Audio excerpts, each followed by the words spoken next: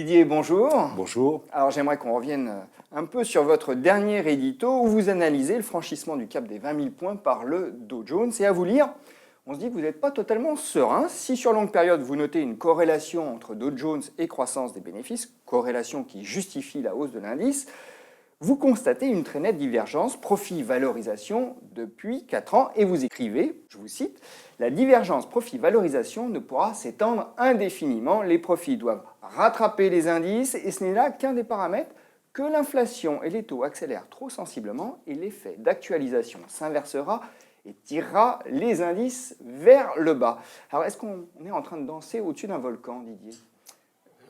Le volcan, on danse en permanence dessus, puisqu'on est toujours inquiet de ce qui va se passer demain, de l'inattendu, du Black Swan.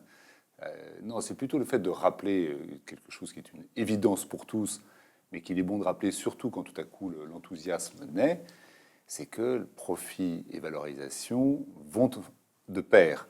Et on avait oublié ça depuis 2008, puisque 2008, depuis que les banques centrales sont intervenues pour, certains diront manipuler, d'autres en tout cas pour optimiser le prix des actifs grâce à des politiques très très volontaristes, on a peut-être oublié que le jour où les banques centrales n'interviendront plus, la hausse des taux obligera les entreprises à produire plus de profits pour justifier leur valorisation. Ça n'est jamais qu'une redite d'édito que nous faisons depuis 2 ou 3 ans. Mais est-ce que ces entreprises vous semblent en capacité de le faire ? Parce que là, vous notez une divergence assez notable, assez sensible. Et en fait, ce qu'on appelle la grande rotation qui a eu lieu à partir de l'été, qu'est-ce que c'est ? C'est le signe d'une efficacité retrouvée du cash dans le marché qui fait que, en théorie, nous devons avoir, en théorie en tout cas les marchés adhèrent, au fait que nous aurons de la croissance dans l'intégralité de l'économie et non plus dans quelques modèles économiques à très forte croissance, mais dans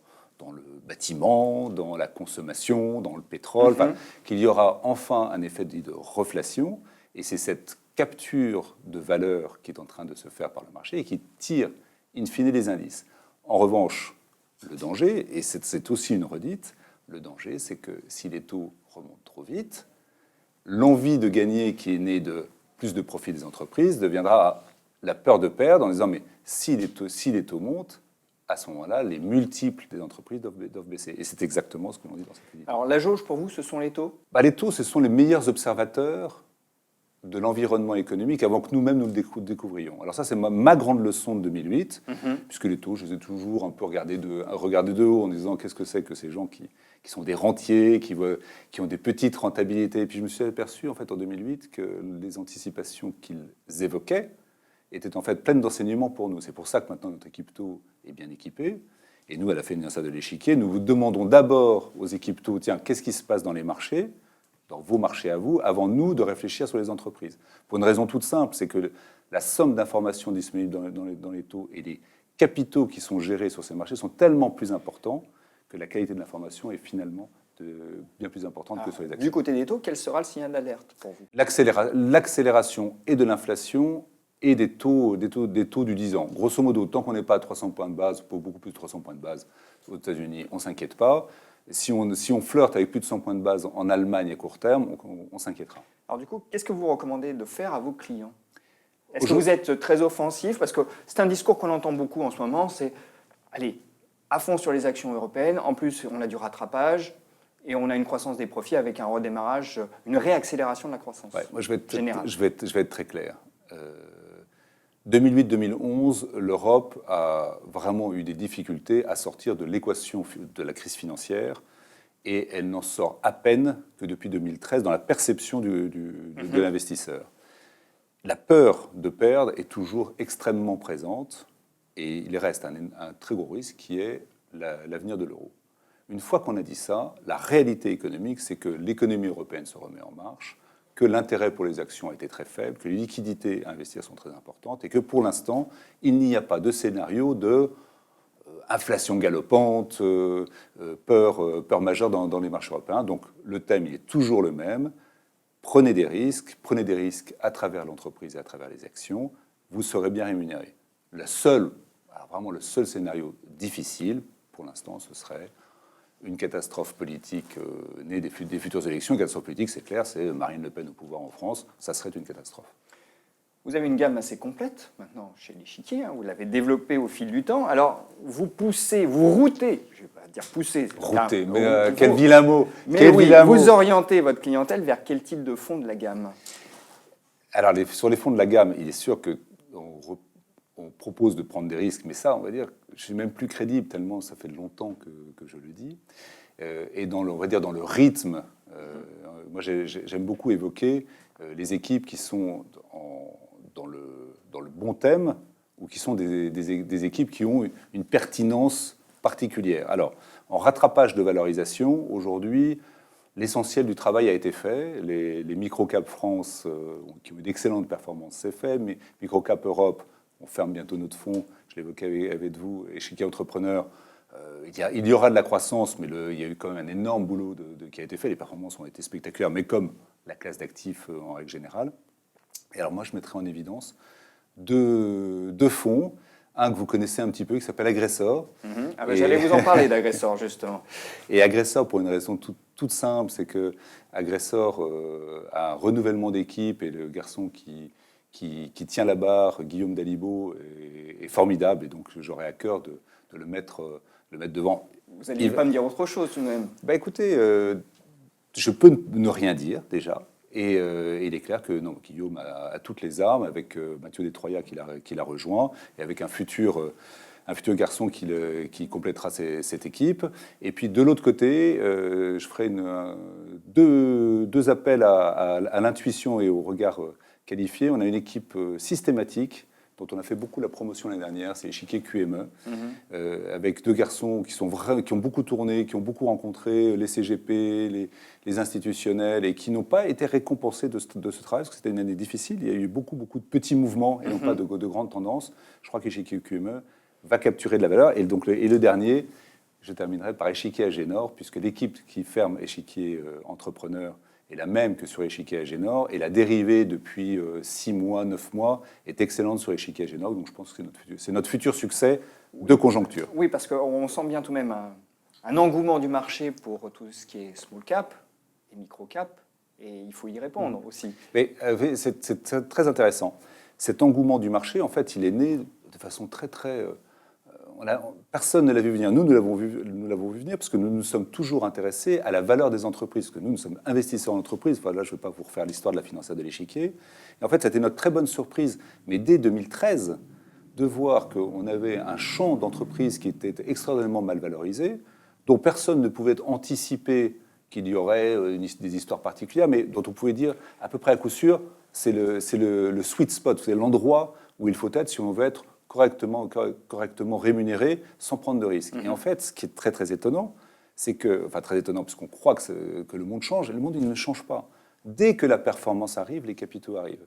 Et on peut me dire ce que l'on veut, mais dès que vous avez de la performance, les capitaux arrivent. Les capitaux arrivent, ça donne une caisse de résonance, et on dit, ah bah tiens, c'est le bon endroit où il faut être, et donc les capitaux arrivent encore plus.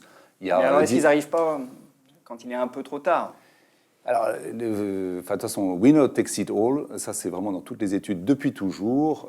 La classe d'actifs qui est privilégiée prend tout, et la rémunération future peut diminuer légèrement, puisque beaucoup d'actifs au même moment dans une même classe d'actifs fait que la rémunération diminue, mais c'est donc d'une logique quasiment financière et implacable. Donc c'est pour ça qu'aujourd'hui, personnellement en tout cas, je mettrai en évidence Agressor, parce que tout style mené par un très bon gérant, ça va être le retour du stock pick, différenciation, leadership, réflexion différente. Vous voyez bien, il y a je voulais l'argument tout de même. Il y a des opérations financières. Hormis le fait que c'est votre bébé et que vous y tenez particulièrement, et que c'est le flagship, le vaisseau amiral de la maison, quelles sont les raisons qui font qu'Agressor aujourd'hui c'est pertinent? La grande raison, c'est que même si la volatilité n'est pas très visible, c'est que le marché dorénavant étant bien valorisé, il va falloir choisir les bonnes versus les mauvaises.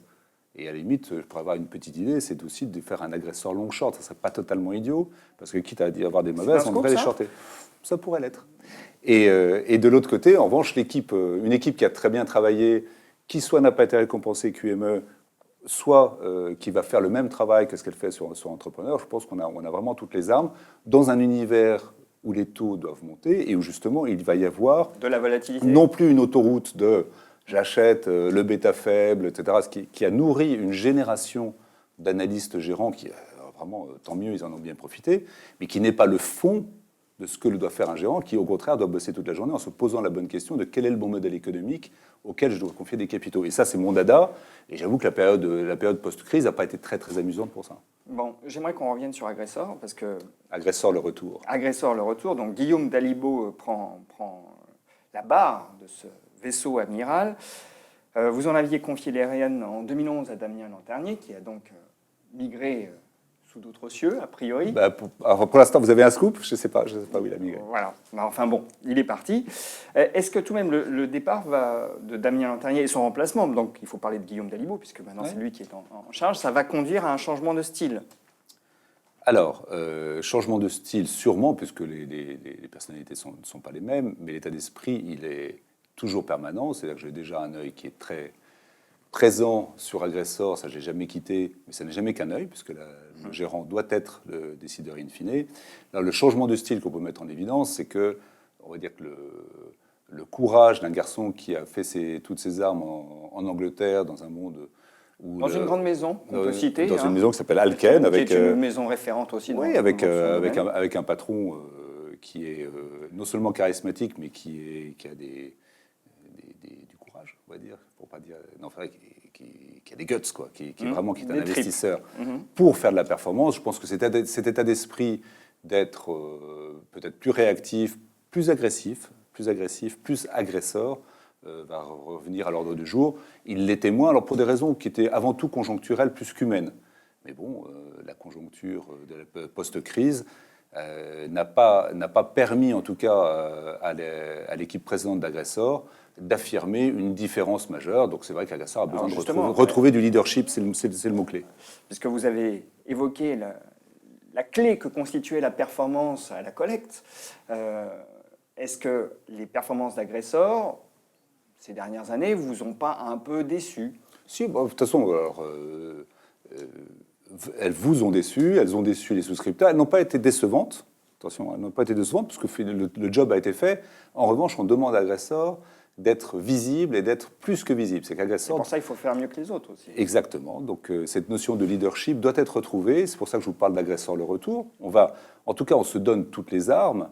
Après ça, il va falloir le prouver. Vous le prouvez à vous et surtout aux souscripteurs. Et clairement, Agressor, qui est très correctement classé sur longue période, c'est pas le but d'être classé. Le but, c'est d'être différent et de dire, voilà, Agressor... Le thème que j'ai donné à Guillaume, c'est que je souhaite que les entreprises dans lesquelles nous investissons soient fières d'avoir comme actionnaire Agressor. 7,6 milliards d'euros d'encours pour la financière de l'Échiquier. Ouais. C'est pas mal. Ouais. Peut mieux faire. On partait de pas grand-chose au départ. Où se situent les prochains relais de croissance? Ils sont à l'intérieur de l'entreprise. Les fonds que nous avons en actions, en diversifié, parce que là, je n'ai pas cité les très beaux succès. Enfin, on a des succès en diversifié. Arty est un excellent produit. Ce sont des fonds qui sont milliardaires, ce qui est déjà très très bien. Aujourd'hui, dans notre marché, en tant que niche player, en tant que petit acteur du monde de la gestion collective, un niche player, il a droit à des produits qui sont multimilliardaires. Et donc, quand on fait la somme des produits qui peuvent être multimilliardaires, Agressor, Échiquier Major, Échiquier Arty, Échiquier Global, un petit fonds qui est en train de capturer les étoiles, mais qui n'est pas découvert par le marché, la limite, elle est très élevée. J'ai cité dans un canard récemment que l'idée de doubler les encours, là, vraiment, ne me crée aucune sueur froide, mais ça ne serait pas un objectif en soi, aujourd'hui, d'être juste en train de se dire, tiens, on va doubler les encours. Donc l'objectif est de devenir un acteur européen qui a sa place. Un acteur européen qui a sa place, on a quelques exemples, ils sont entre 20 et 50 milliards. Didier, merci. Et j'ai bien entendu que Agressor, c'était le retour. On va surveiller ça. Merci beaucoup. Merci.